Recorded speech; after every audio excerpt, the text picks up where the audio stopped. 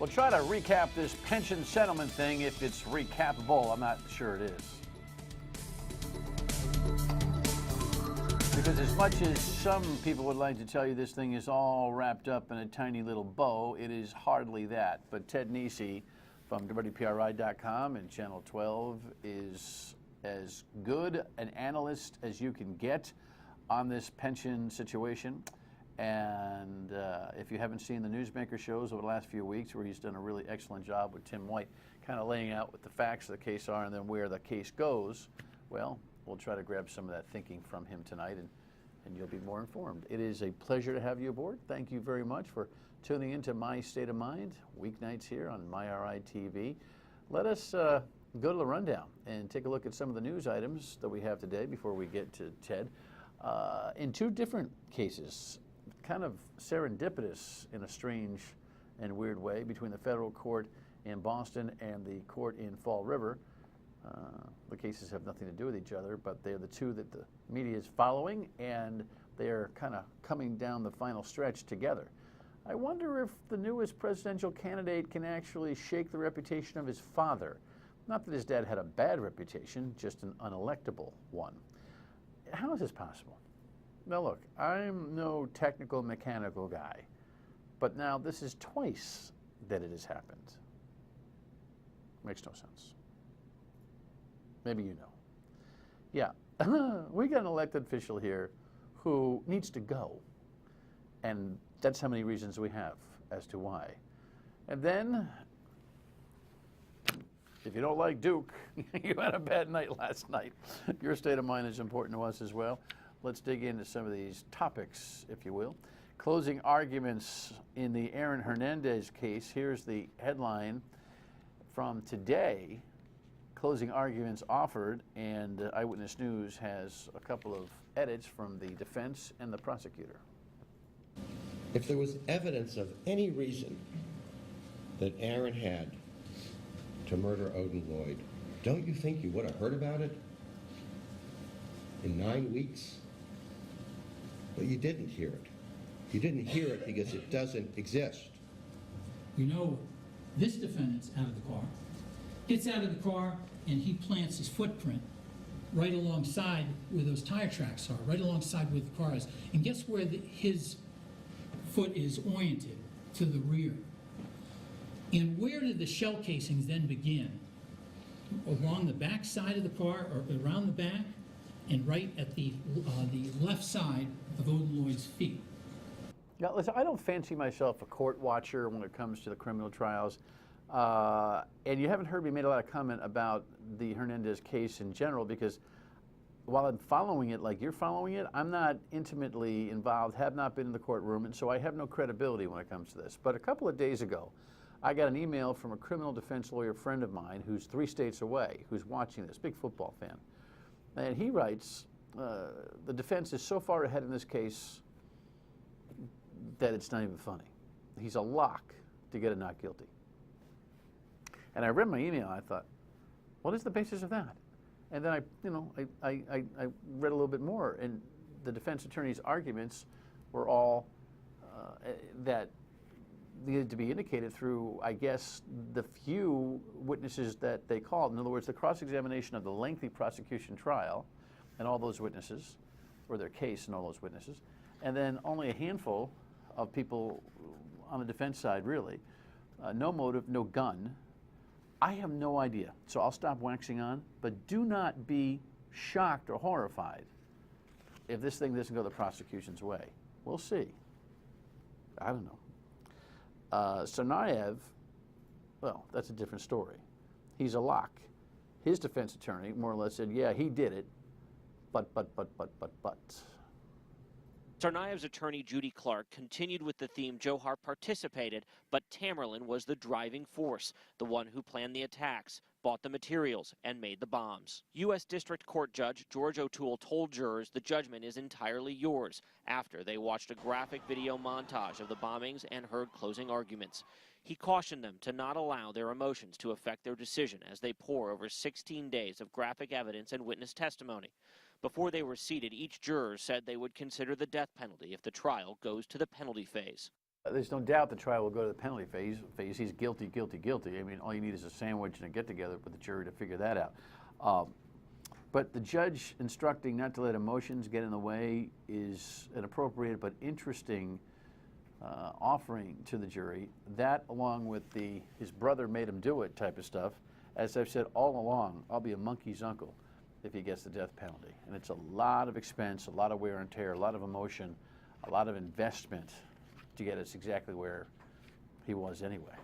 We'll see. We'll see. I wonder if he can. Do you think he can? Maybe you do think he can.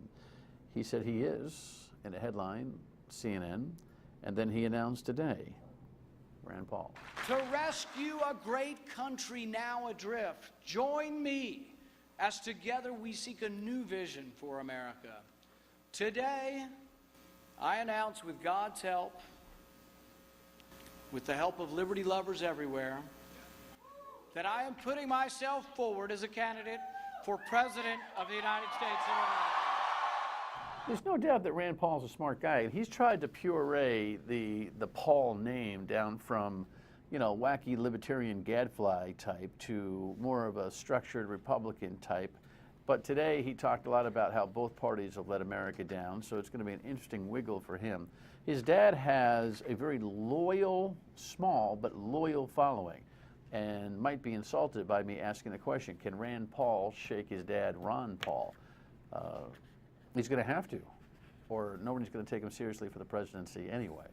So we'll see how that whole thing goes, because there'll be a lot of questions about that over the course of a campaign. Notice how he invokes God. That's the second God candidate. Cruz, Paul. God plays a significant role in politics when it's convenient. Electrical fire. Huh? Really? Twice? This has happened twice now? Here are the trucks. We have a headline, I don't know. There we go. Yeah, we do, because I asked for one. A garbage truck fire in Warwick. This is the second time this has happened. Look at this mess. Typically something like this with multiple vehicles, it usually starts on one vehicle and then spreads to the others. You can see how the flames spread on the ground. The fire reached a total of 5 trucks that cost $250,000 each. The assistant fire chief says another 2 or 3 trucks could have been damaged if DPW workers and firefighters didn't act quickly. They were able to move some of the vehicles that were not involved, so we helped the spread reduce the amount of trucks that could have been damaged in the fire. Electrical fires start in dump trucks that are resting. Okay, I'm not a mechanic and I'm not an electrician. And on this one, I did not stay in the Holiday Inn Express last night. But it did not make any sense to me. It's happened twice now in Warwick. Well, why you park the trucks so close to each other? Well, we don't have that much room. Well, find some room, because this is expensive. Really? Electrical fire? Okay. All right then. 46,000 reasons? How about 48,000? Providence Journal, headline today, I had to laugh out loud. $2.2 million is due to the Elections Commission for fines, fees, daily penalties for not filing your election campaign reports on time. And this guy leads the league, Louis Aponte. He's the city council president in Providence. He owes $48,000 in fees, fines, or whatever else you want to call it, penalties.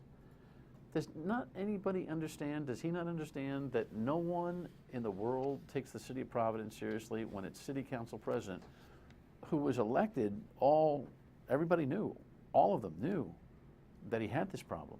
He got elected amongst the body anyway. I mean, it's embarrassing. I guess, though, the inside players in Providence love it, because as long as you got a guy who's running the city council who has problems, you get a thumb up.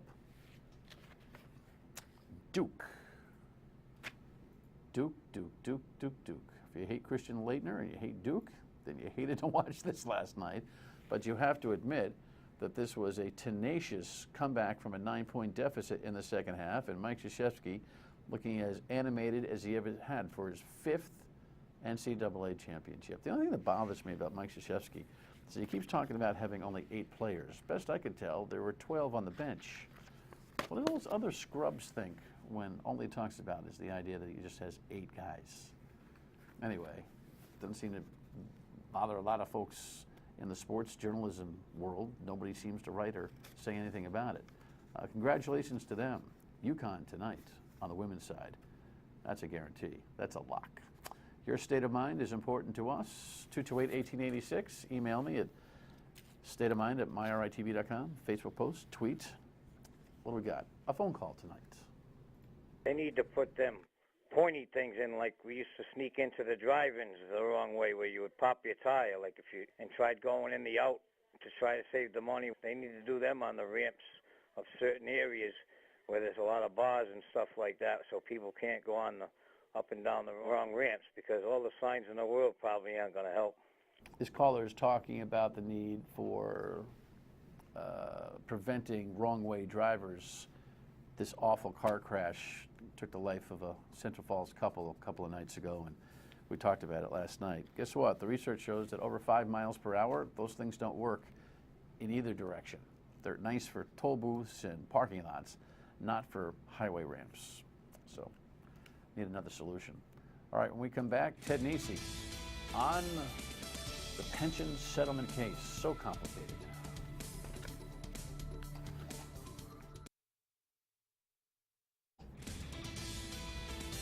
Ted and I were just talking here during the break. I'll quote him. Some of this reporting has been phenomenally frustrating. I'm not talking out of school. He'll tell you that when it comes to this pension situation. Here's the latest headline. Yeah, moving forward. Of course, you know, moving forward is the you got to be careful with that phrase, because Gina Raimondo's going to patent it. That's probably why it's in my head. Moving the state forward. Everything's moving forward. At least you can say forward the correct way. What She did she says say? forward. Forward. Forward. She's trying to be Forward. authentic. She can't use the R. Got an R problem. She's Rhode Island governor. She spells it F-O-W-A-R-D. You shouldn't use an R if you're the Rhode Island governor. Anyway, why are we picking on Gina? That's not right. That's right. That's right. But she actually is a player in this settlement in a big way, Very because much. she has really kind of almost literally begged for it in a sense. And let's go from the end first and back our way into this thing. This pension settlement, now to be presented to the General Assembly, does what? So it would end, there are 9 separate lawsuits challenging state pension changes that have been filed in the last couple of years, mostly about the big 2011 overhaul.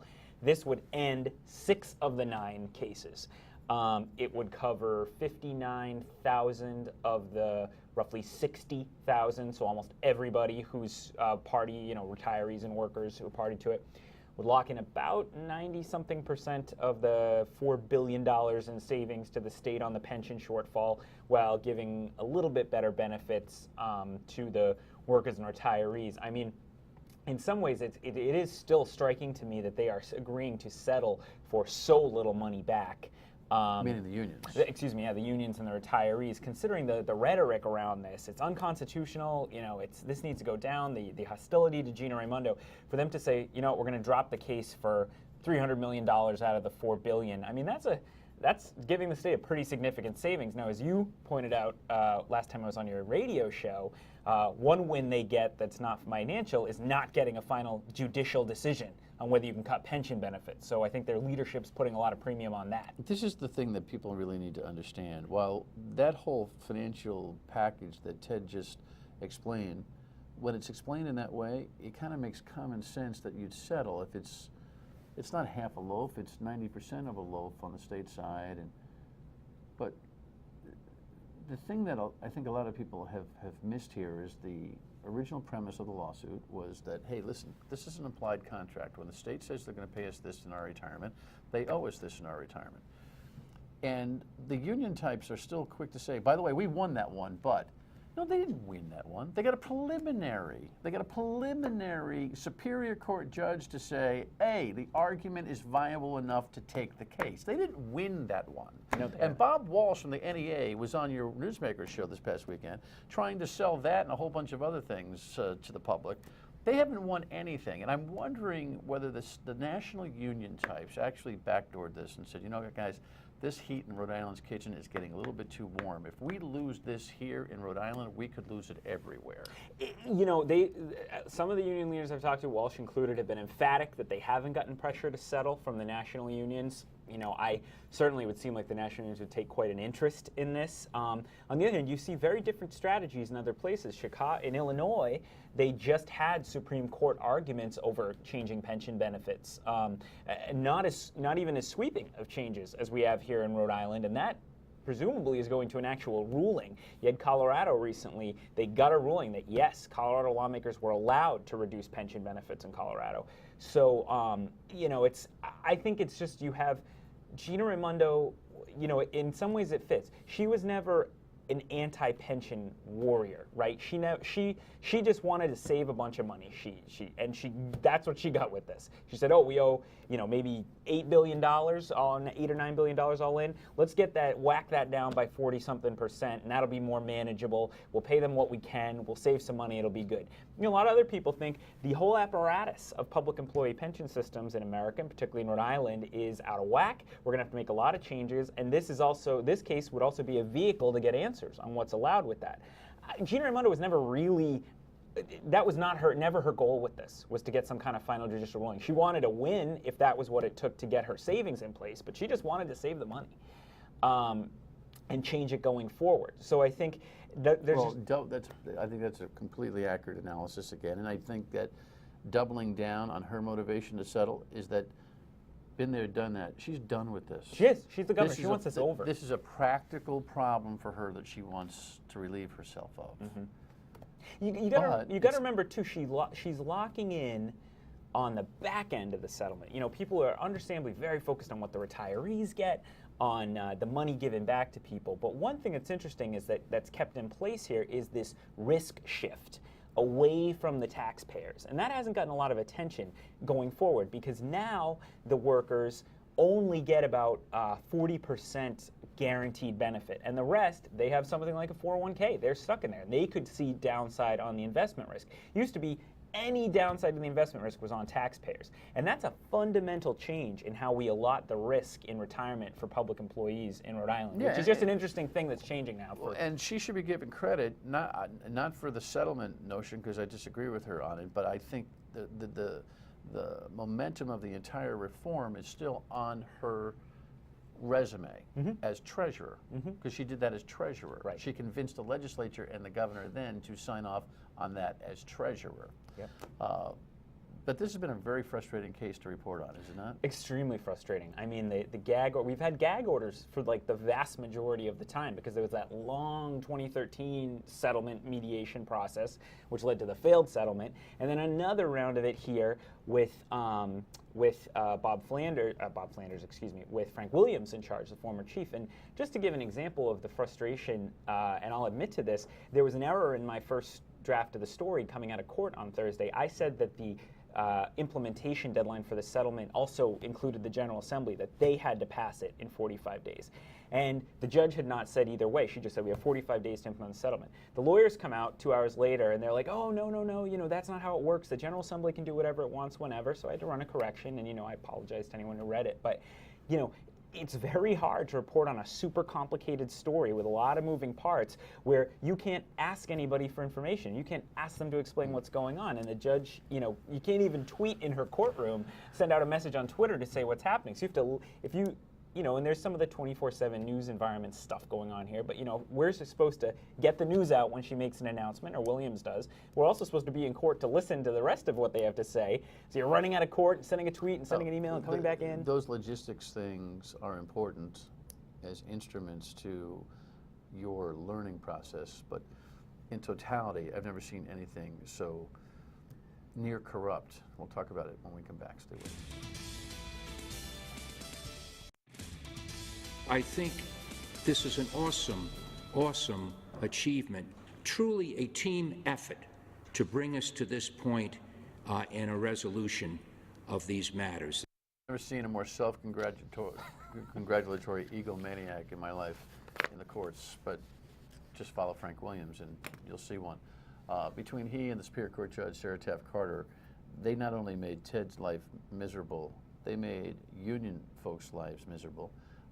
With this gag order, and the arguments are, even Bob Walsh from the NEA spit up this ridiculous argument. We should play it, and then I want to get Ted's reaction to something he's already seen because he said it in front of him. But listen to this nonsense.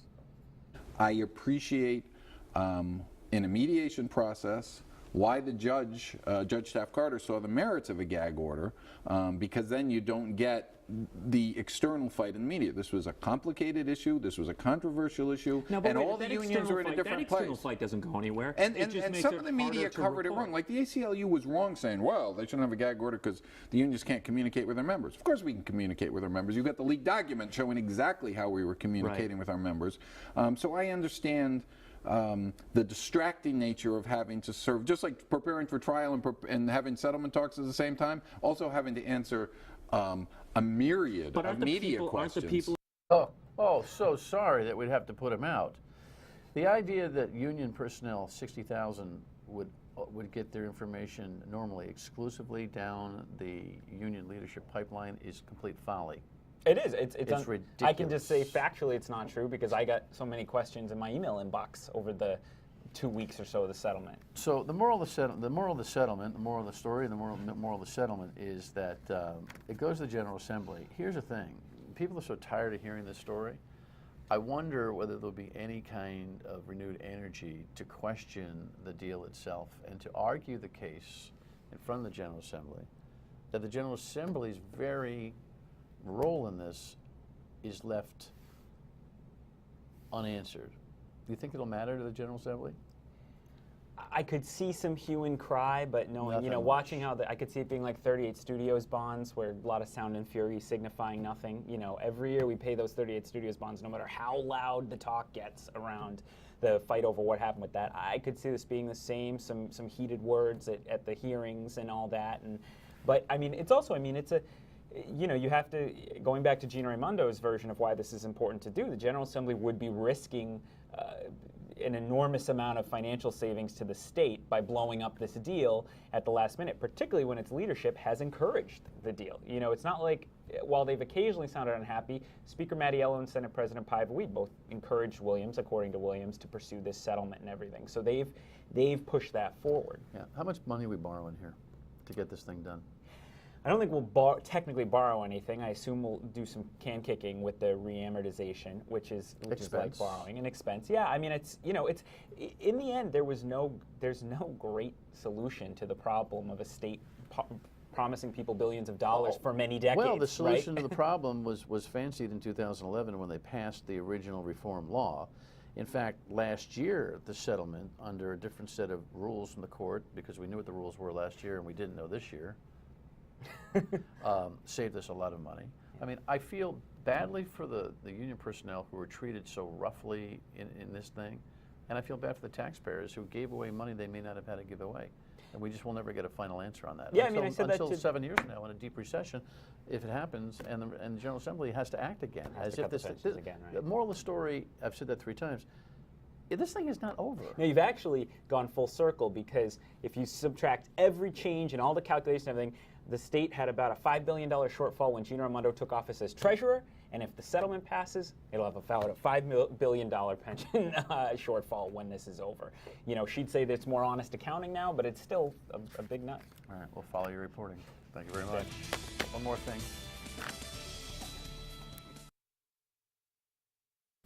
Hey, tomorrow night, important show. I hope all the shows are important, but Jim Skeffington, the new co-owner and president of the Paw Sox, will be here to answer my questions about that deal. It's a fluid and controversial thing going on, and we'll hear his perspective. And I'll see you on the radio tomorrow at noon on WPRO.